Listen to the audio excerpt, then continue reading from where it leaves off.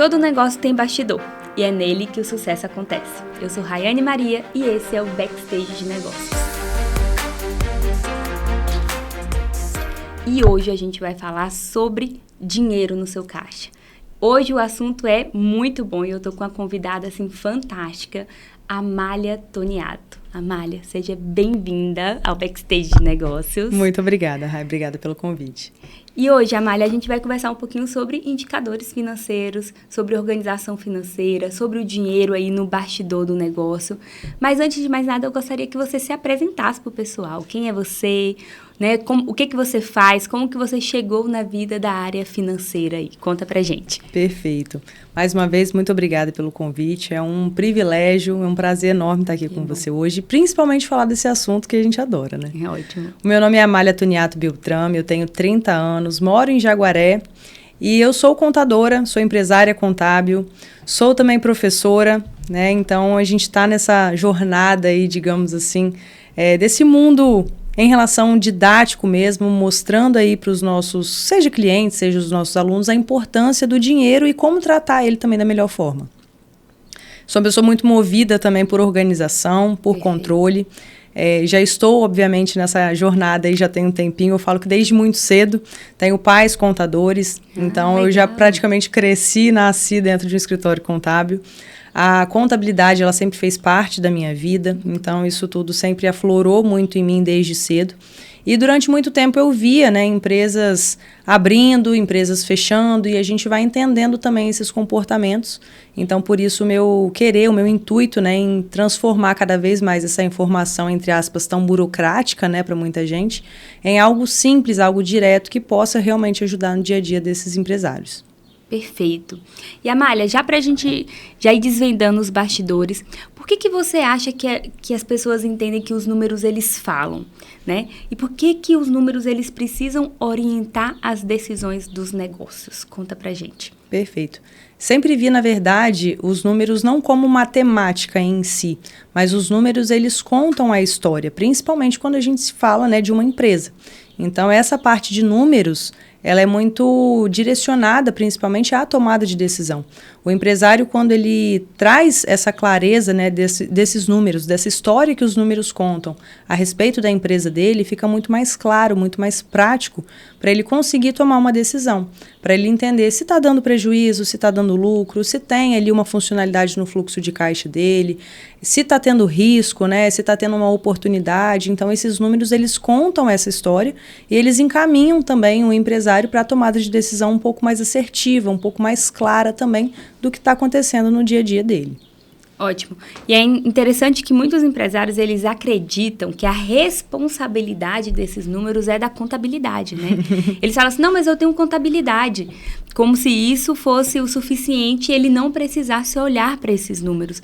Fala um pouquinho para mim sobre até onde vai o papel dessa contabilidade e a partir de onde o papel é assumido pelo gestor, pelo dono da empresa. Perfeito. É uma pergunta, na verdade, um questionamento que a gente levanta sempre junto aos nossos clientes, também junto aos empresários, de entender que a contabilidade é diferente do financeiro, é diferente das finanças do negócio dele. Então, ele, mais do que ninguém, vai saber cuidar financeiramente do negócio dele, entender o que está acontecendo, porque ele está ali no fogo, né, do momento, no calor do momento, quando as coisas acontecem no dia a dia. Então, ele vai saber sobre uma venda, ele vai saber sobre o marketing, ele vai saber o que está dando certo, o que não está. E tudo isso é passado para a contabilidade de uma forma como obrigação acessória, sim, pelas questões, né, de governo, de obrigações que a gente tem perante a Receita, informar esses números, né, para a Receita. Mas é importante também que ele entenda que o financeiro, ele não é uma obrigação acessória. O financeiro é o dia a dia dele. O financeiro, eu costumo dizer que é a coluna vertebral ali da empresa, né? Porque é dali que vai sair realmente todos os outros posicionamentos. Ali a gente vai entender o que está dando certo. Então, ele precisa cuidar do financeiro dele como de fato, o que precisa ser feito, né? Como, de fato, a coluna vertebral. Se precisa, por exemplo, melhorar alguma coisa no marketing, vai responder aqui no financeiro. Se ele precisa melhorar uma operação, vai responder aqui no financeiro. Então, ter acesso, domínio, principalmente, sobre essas informações é fundamental. Não pela parte contábil, mas pela parte de funcionamento operacional do negócio dele também. Perfeito, ótimo. E esse funcionamento, ele é todos os dias, né? Às vezes ele fala com a contabilidade só no dia das entregas ali, das questões fiscais, e ele acha que aquilo é suficiente, sendo que todos os dias ele precisa olhar para esses números para depois tomar alguma decisão. A gente costuma até dizer que o financeiro, ele vem antes, porque o financeiro é o dia a dia. Então, muitas vezes na contabilidade, né, a maioria das empresas, praticamente todas, na verdade, que trabalham com esse sistema de competência, são enviados no mês seguinte. Então, essa informação vai para a contabilidade num período pós aquilo que já foi vivido. E para ele tomar a decisão assertiva, o financeiro ele tem que estar alinhado diariamente. É uma situação que não pode, na verdade, não é nem que não precisa, não pode depender da contabilidade para a tomada de decisão só no mês seguinte, mediante aquela informação. Então, essas informações financeiras são muito sensíveis ao negócio dele, que ele não pode esperar também. Perfeito. E aí, pensando nesses números, nessas informações, o que são indicadores financeiros, né? O que quer dizer indicador financeiro para o empresário? Para quem não tem nem noção, assim, o que é? Nunca ouvi falar, né? Indicadores financeiros são métricas ao qual a gente vai medindo mesmo as situações que estão acontecendo dentro da empresa. Ou seja, se a empresa está com endividamento alto, se a empresa tem uma liquidez, uma facilidade de pagamento, se ela vai pedir um empréstimo no banco, o que ela precisa comprovar, questão de fluxo de caixa, como é que está, se está em dia, se está dando certo, se as despesas e receitas estão controladas ali, se ele está entendendo a margem de lucro dele, se ele sabe de fato o que tem, o lucro líquido, né, no final ali do mês, o que está sobrando. Então, essas são métricas, né, os indicadores são métricas, onde a gente consegue medir e controlar também o que está acontecendo no dia a dia da empresa. Perfeito. Eu gosto sempre de dizer que esses indicadores, eles podem seguir um caminho vertical e um caminho horizontal de análise, né? Sim. Então, por exemplo, você pode ter um mesmo indicador que você compara períodos por períodos, então mês a mês, semana a semana, bimestral. Eu estou acompanhando aqui o quanto que as minhas despesas administrativas estão crescendo, por exemplo. E aí a gente faz uma análise horizontal, mês a mês. Ou a gente pode ter uma comparação também, uma análise vertical, né? Que é onde você, dentro de um determinado período, você faz a comparação de todos os itens que compõem ali o seu relatório financeiro, né? E ambas as análises, elas são importantes, né? Sim. Para a gente fazer essa comparação no tempo e fazer uma comparação de como está a distribuição dos recursos da empresa.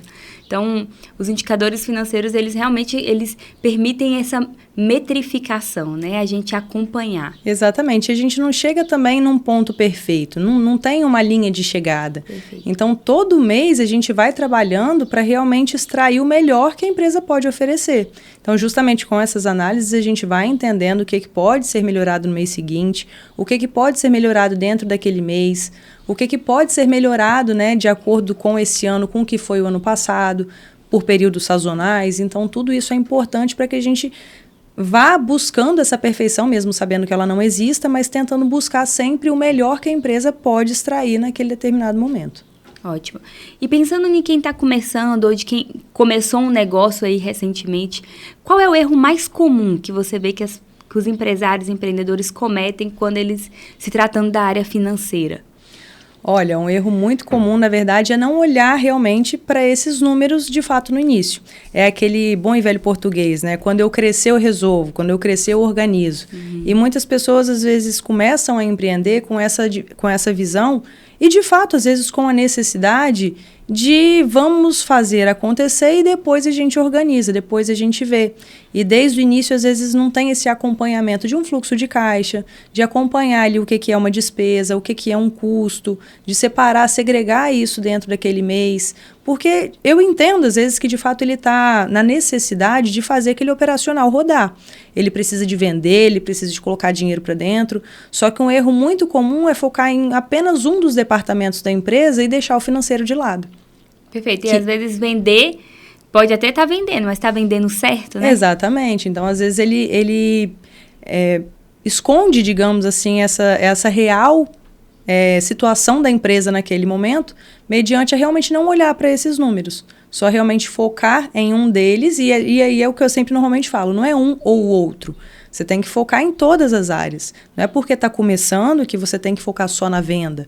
O financeiro é tão importante quanto. Então, desde o início é importante que faça esse acompanhamento. Mesmo porque se você cresce e não organiza, naturalmente você cresce os problemas juntos também depois. Então, é mais difícil ainda para você se organizar e realmente trazer essa cultura de organização quando a empresa já está num tamanho maior. Perfeito. Olha, empresário, já anota essa dica aqui que eu achei fantástica. Se você está começando ou começou recentemente, é muito melhor se a gente começar já fazendo esse controle. É mais fácil, né? Quando você já tem ali um método, uma ferramenta que vai te permitir fazer esse acompanhamento de resultados do negócio. Mas o que a gente precisa de fato é parar realmente, fazer aquele trabalho, entre aspas, chatinho, que muitas vezes o empresário não gosta de fazer, mas é realmente fazer esses lançamentos, colocar isso numa planilha, entender o que está funcionando, o que está sendo gasto naquele mês, o quanto de dinheiro está entrando, porque parece que é até besteira, mas muitos empresários às vezes não sabem quanto vendem no mês. Então, ter o controle disso, saber o porquê que você tem que fazer esse controle também é fundamental.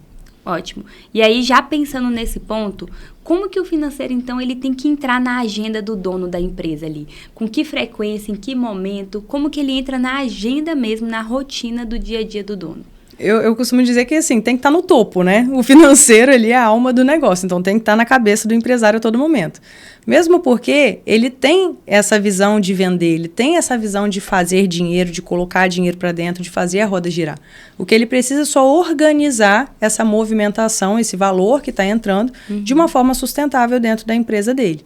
Então, assim, costumo dizer que diariamente seria o interessante. Amália, não tenho tempo. Faça semanalmente. Amália, não consigo. Mais tardar mensalmente. Mais que isso já vira bagunça.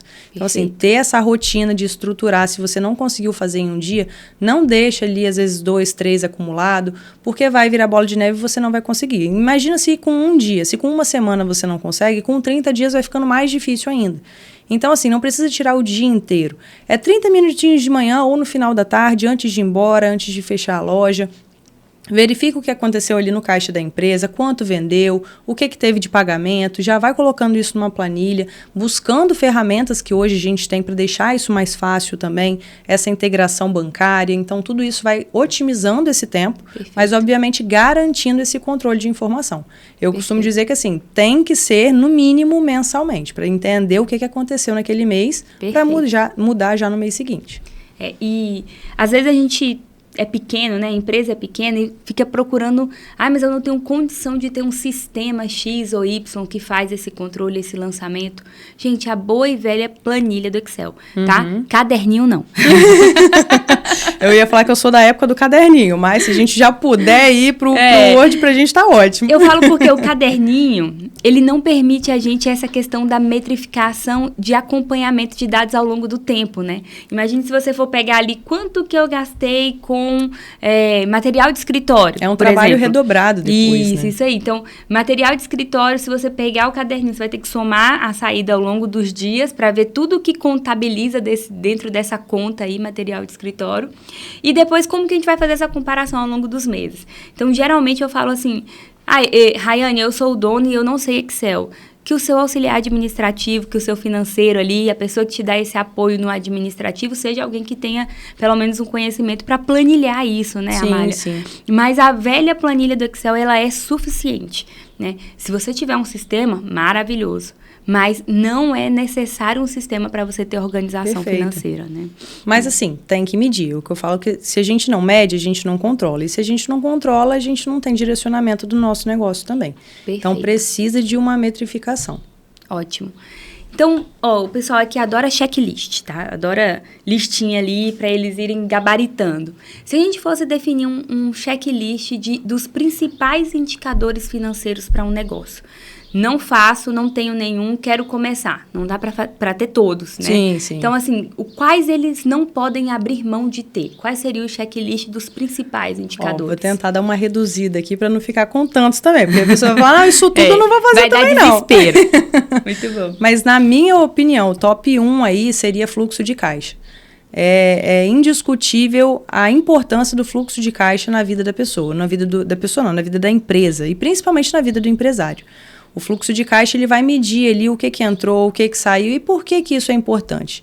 Muitas vezes eu vejo, principalmente nas consultorias que eu faço, ou até lá com clientes do escritório também, que infelizmente tem aquela realidade do, mais uma vez com um bom e velho português, no fazer no almoço para comer na janta. Que às vezes eles não têm a noção do que está entrando e só vai vendo os boletos e vai pagando boleto e vai ficando uma coisa em cima da outra e às vezes precisa fazer uma promoção de urgência porque tem um boleto para pagar, porque não se programou para aquele pagamento. Ou não tem uma reserva de emergência e porventura apareceu um imprevisto. Então tudo isso acontece e acaba virando um caos realmente na vida do empresário. Onde ele chega no final do mês e fala, caramba, eu não aguento mais, eu só estou trabalhando e eu não estou vendo dinheiro entrar. Então assim, entender o que está acontecendo, fazer realmente um levantamento da média de faturamento ali por mês, do que ele pretende vender, do que ele já tem ali de custo fixo, do que ele vai gastar naquele mês, qual que é o custo se for, por exemplo, um comércio varejista, né, ou atacadista que for, mas qual que é o custo dos meus produtos, ou até do serviço, que às vezes é mais difícil, as pessoas têm mais dificuldade de precificar, né? Então, qual que é o custo ali do meu serviço, o que eu já vou ter que garantir ali no mês seguinte, mesmo não vendendo nada, o boleto vai vir. Então, ter essa consciência dos custos é muito importante, até para previsibilidade no mês seguinte também. Já juntado com isso, eu já imagino também a margem de lucro. Né? Muitas vezes as pessoas têm aquela situação de eu não sei quanto que é uma margem de contribuição, a margem de lucro, qual que é a diferença, não vou aprofundar muito aqui, mas entender também é sobre a margem, né? A margem que você quer colocar no seu produto e a forma como você coloca também.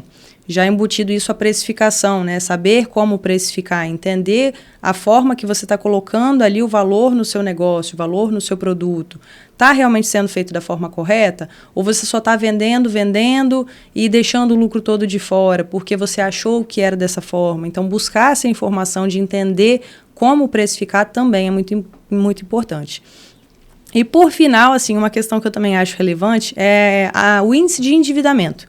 De endividamento não, de inadimplência. O endividamento também, ele é um dos índices que a gente usa, mas eu acho que o da inadimplência é um pouco mais grave, principalmente para o fluxo de caixa da empresa. Porque, às vezes, o empresário, ele volta e meia, meus clientes, por exemplo, né, eles acabam questionando comigo, né? Olha, mas eu tenho, às vezes, que pagar imposto em uma coisa em cima de um produto que eu não recebi. Eu vendi, por exemplo, mas eu não recebi esse dinheiro ainda. E aí eu vou ter que pagar o meu imposto em cima dessa coisa que eu não recebi. Isso não é justo. Então, assim, é uma das formas que a gente tem hoje de tributar, mas não entrando muito no assunto, é entender também o que você está deixando na mesa, o que realmente você está vendendo, está pagando, mas não está recebendo. Então, fazer esse controle também de inadimplência é, assim, primordial. Perfeito. Então, fluxo de caixa, né, que é super importante, margem de lucro, e a gente vai falar um pouquinho mais sobre margem de lucro, e a parte de inadimplência. Isso. Sobre inadimplência, eu queria abrir um parênteses que eu acho fantástico isso, porque muitas empresas, elas precificam ignorando sobre essa questão de prazo, né? Prazo interno versus o prazo externo. Então, o prazo que você compra, né, o seu fornecedor te dá 8 dias, 15 dias, por exemplo, então o prazo de compra e o prazo de venda, ele precisa conversar, né? E se não está conversando, por exemplo, eu dou 3 meses para o meu cliente, 30, 60 e 90, e o meu fornecedor me dá 15 dias, isso precisa estar lá embutido na sua precificação na parte de faturamento, né? Isso equivale ao quê? 5%, 6%? Por quê? Essa diferença aí, ela já acontece, já é grande. E, a partir disso, você conseguir calcular a sua inadimplência, né? Porque, às vezes, ele acha que o cliente, ele está inadimplente. Eu tenho muito a receber, mas não está no meu bolso agora.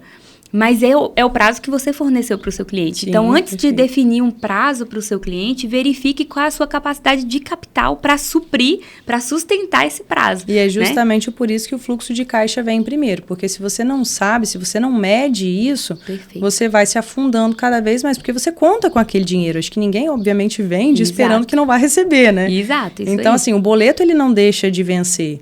Mas, às vezes, com a inadimplência, isso pode te trazer um prejuízo muito maior porque você não levou em consideração, né? Ou eles começam a fazer antecipação, né? Que é um acesso que o banco dá, mas que não é um benefício, né? Tem cliente que encara como benefício. Não, mas eu já coloco antecipação automática. Porque se você não se programa para isso no mês... Aliás, se você se programa para isso no mês seguinte, você antecipa, você tem que entender que vai diminuir uma receita entrando lá também, o valor entrando no mês seguinte. Então, tem que ser levado em consideração. Perfeito, excelente. Então, gente, anota aí esses 3, fluxo de caixa, tá? Margem de lucro e índice de inadimplência. E aí, pensando na margem de lucro, Amália, o que acontece sobre essa questão da margem de lucro? Porque as pessoas, às vezes, elas ficam tão focadas em faturar, em vender, né, em ter receita, e não prestam muito atenção sobre a margem real do negócio. Eu queria que a gente até explicasse um pouquinho como que a gente chega nessa margem de lucro aí, e por que a margem de lucro, às vezes, ela é mais importante do que o faturamento. Não que o faturamento não seja um indicador importante, né? Meio polêmico, né? Mas eu costumo dizer que o faturamento é vaidade. Uhum. Quando a gente só olha para o faturamento, a gente mexe com a nossa vaidade. Eu faturo tanto, né? Eu faturo milhões, bilhões. Mas o quanto a gente tem de lucro? Porque no final das contas, é o que importa. Nenhuma empresa, né, quando nasce, quando ela é aberta, ela pensa em ser sem fins lucrativos. A empresa, o objetivo final dela é lucro. Então, normalmente, ela já é gerida, motivada por essa intenção do lucro no final das contas. Então, é muito importante para que a gente tenha essa noção. Como que a gente tem essa noção? Fazendo o acompanhamento financeiro.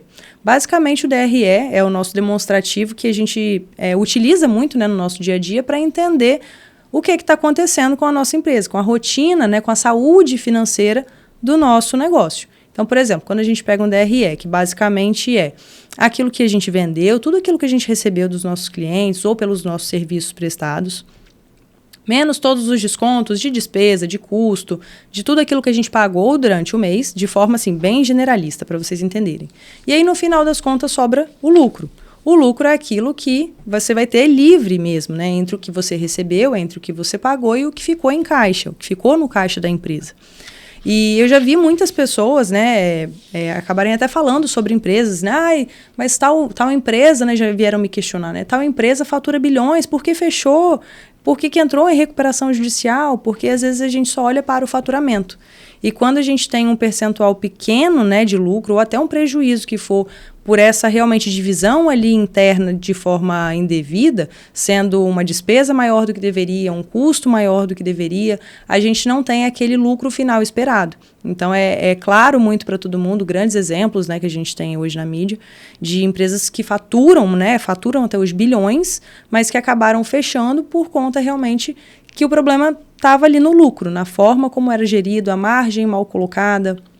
Um exemplo que eu trago aqui rapidamente, muito claro também, vivi isso inclusive no mês passado, numa consultoria que eu fiz de uma empresa, um comércio varejista de maquiagem, né? A empresária, ela veio me questionar, assim, falou, eu preciso do seu serviço porque eu não estou entendendo o que está acontecendo, não estou descobrindo aonde que está o erro, porque a gente vende bem, a gente inaugurou agora, a gente está fluindo muito bem, aparentemente está tudo certo, está tudo fluindo, mas eu não estou conseguindo ver a cor do dinheiro, então tem alguma coisa errada. E aí a gente foi fazer essa apuração, né, de possíveis situações, de entender aonde que estaria, digamos assim, esse erro.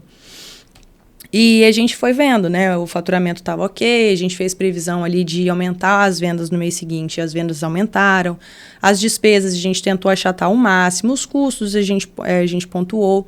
Precificação, a gente realmente precificou todos os produtos ali de novo, vimos o que estava entrando, a data que estava entrando, possíveis promoções, né, para realmente fazer aquele produto girar.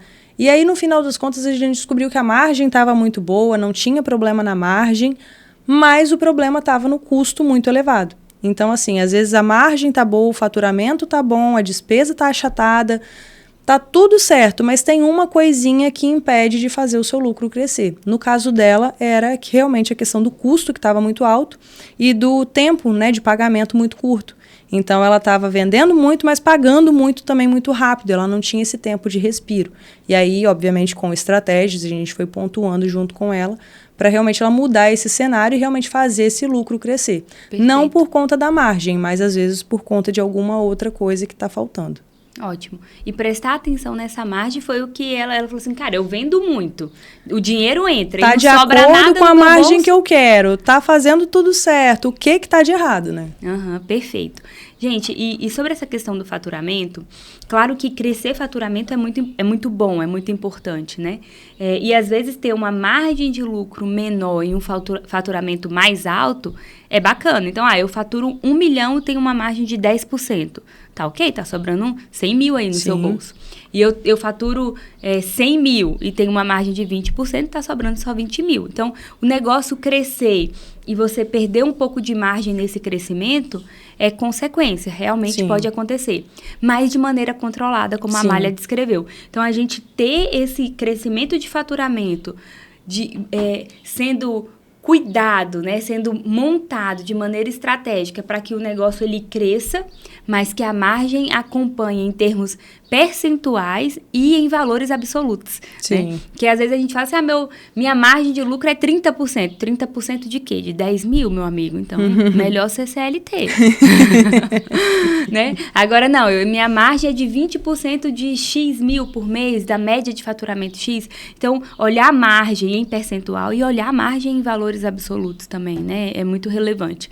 E essa questão da margem, Amália, às vezes as pessoas, elas também ficam um pouco confusas em relação àquilo que eu quero a margem X e aquilo que realmente está acontecendo, né? Fala pra gente um pouquinho como chegar nessa margem exatamente. Você falou da DRE, que eu acho que é a principal ferramenta mesmo, né? Mas o que elas precisam colocar nessa conta aí para chegar na margem de lucro operacional do negócio, né?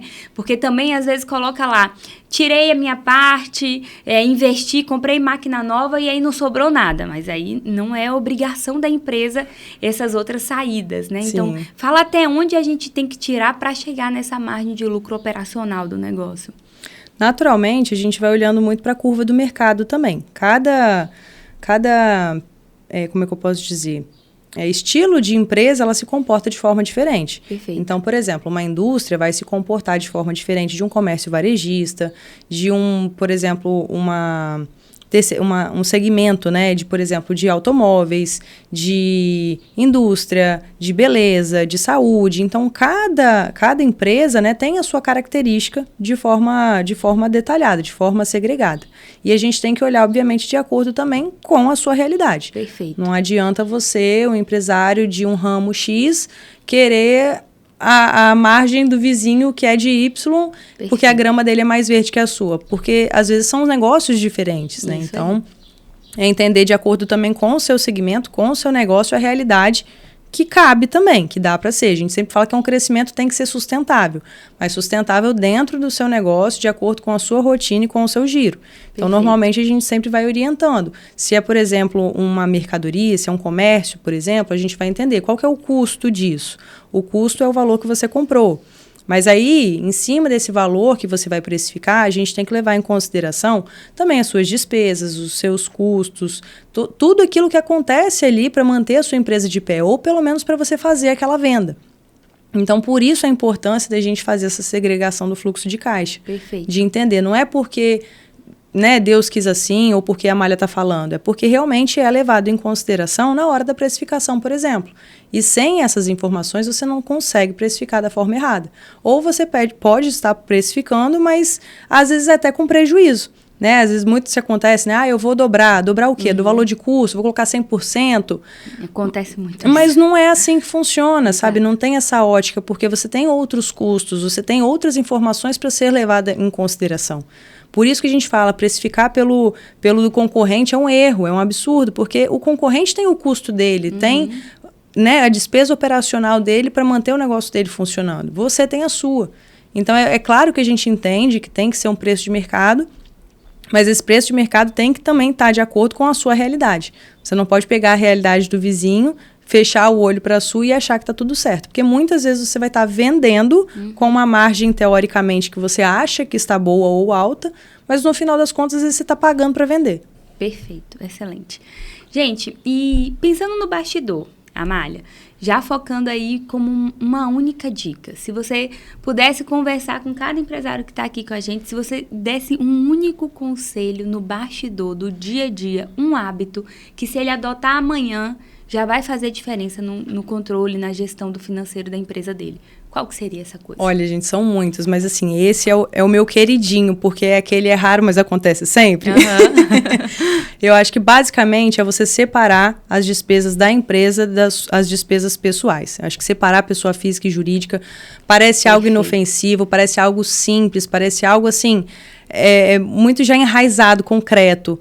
Mas, infelizmente, na realidade, nem sempre é assim que funciona. Perfeito. Nem que seja por uma coisinha, ou muitas vezes a gente escuta, né? Não, eu não faço minha retirada, eu pago meu cartão. Então, assim, volta e meia, quando você mistura, né? Mesmo que seja coisa pouca, mesmo que pequena, pensa que não é justo com a sua empresa você estar fazendo isso, porque você está tirando informação da sua empresa, você está tirando o lucro da sua empresa. Quantas vezes eu já ouvi, Amália, eu não estou acreditando, não está acontecendo... Porque eu trabalho, mas eu não vejo lucro na minha empresa. E aí, quando a gente vai fazer a apuração, o empresário está roubando todo o lucro da empresa, né? Está tirando ali todo o lucro da empresa. Então, vira uma insatisfação tanto para o empresário quanto para a própria empresa, que às vezes não consegue se manter ou não consegue ter a clareza se ela realmente está se pagando, se as coisas estão funcionando ali dentro. Então, assim, parece inofensivo, mas gera um desgaste enorme na informação ali para a vida do empresário fazer essa bagunça de vez em quando. Perfeito.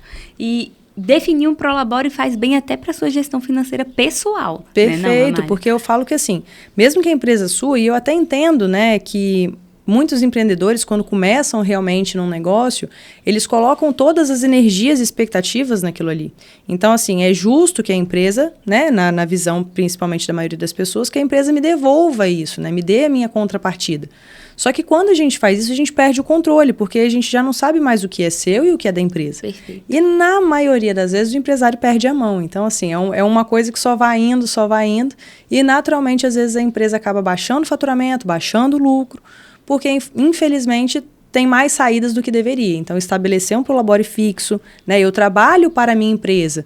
Eu dou a vida por essa empresa, mas a gente tem que lembrar que é uma empresa. Então, eu trabalho para ela.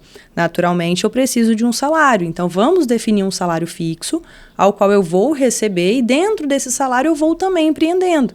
Eu vou também falando o que é meu, o que eu tenho ali de despesa fixa, o que eu tenho de custo todo mês, o quanto eu posso investir, o quanto eu preciso juntar para fazer uma reserva de emergência. Então, tudo isso a gente vê dentro da pessoa física também, que é muito importante ter esse controle, e que é estritamente essencial manter esse valor X, né? Esse valor ali exato todo mês, para que a empresa também se comporte dessa forma, mas que o empresário também vá criando essa consciência também, né?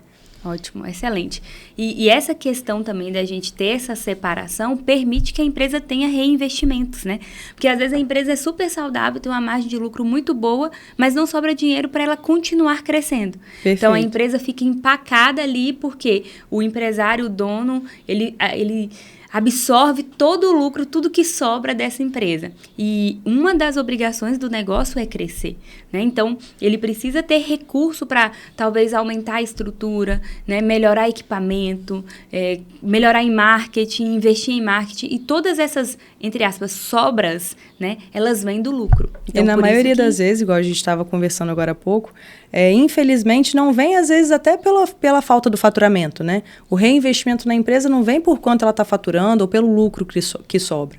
Naturalmente vem pela desorganização e essa falta de controle que vão impedindo. Porque pelo valor total realmente que a empresa tem de capacidade, ela teria realmente a capacidade e potencial absorção também de outros fatores ali dentro para reinvestimento. Mas quando a gente pega uma desorganização ou realmente uma retirada maior do que deveria, a gente acaba drenando da empresa essa possibilidade, né? Ótimo. Amália, amei o papo, tá? Adorei. Acho que eu sou suspeita porque eu adoro falar sobre dinheiro, né? Parte financeira é uma parte que eu amo. Mas se as pessoas quiserem te encontrar para continuar esse papo, para saber mais sobre o seu trabalho, sobre esse braço da consultoria que você tem, que eu acho excelente, né? Que dá esse apoio, tira essa venda dos olhos aí sobre os indicadores financeiros. Conta um pouquinho pro pessoal onde eles te encontram, suas redes. Perfeito. Me encontram lá no Instagram, Amália Toniato. E tem também, eu já vou fazer a propaganda aqui da Contabilidade Delta, né? @Contabilidade Delta 1. Lá a gente também oferece esses serviços de consultoria realmente contábil, de fazer essa gestão empresarial ali também para o empresário. E lá no meu perfil pessoal eu vendo também um pouquinho da Atua, né? A Atua foi uma empresa que eu criei de consultoria financeira empresarial para pequenas e médias empresas, justamente para ter realmente esse start, né? Esse up inicial ali que ela precisa. E lá dentro dessa consultoria, eu pego junto com vocês realmente toda essa estruturação. Primeiro, separar a pessoa física de jurídica, a gente estabelece um prolabore devido que a empresa pode realmente pagar para o empresário, então a gente estabelece isso entre o que dá e o que realmente é querer, né? A gente vai para a questão do fluxo de caixa, fazemos juntos ali mês a mês o que entrou, o que saiu. Ofereço também ferramentas que a gente consiga utilizar isso no dia a dia. Depois a gente vai para a parte de precificação, a gente precifica junto a questão dos produtos, entende se o preço está ok, se a margem está ok. A gente também não falou aqui hoje, mas a gente faz isso lá em relação à previsibilidade, ou seja, coisas que possivelmente vão vir, vão surgir, mas às vezes a gente não se antecipa, então no imprevisto ali a gente acaba levando um prejuízo. Então a gente já faz aí também esse capital de giro necessário, essa reserva de emergência e possíveis gastos futuros. Então essas previsões, isso aí, essas previsões a gente vai fazendo. E depois a gente vai fazendo um check-up disso tudo mês a mês para a roda continuar girando também. Um acompanhamento, né? Um acompanhamento. Gente, se eu fosse você, empresário, eu já ia lá, né? Porque esse serviço completinho aí é difícil de achar, tá? E, Amália, muito obrigada, tá, por participar com a gente. Essa troca pra gente é muito importante. Para o empresário, para o gestor, achar um lugar, né, onde ele possa ter essa informação prática, rápida, é sempre diferenciado. Obrigada pela participação com a gente. E você, empresário, empreendedor, já sabe, aqui a gente fala sobre os bastidores dos negócios para fazer ele dar certo. Obrigada.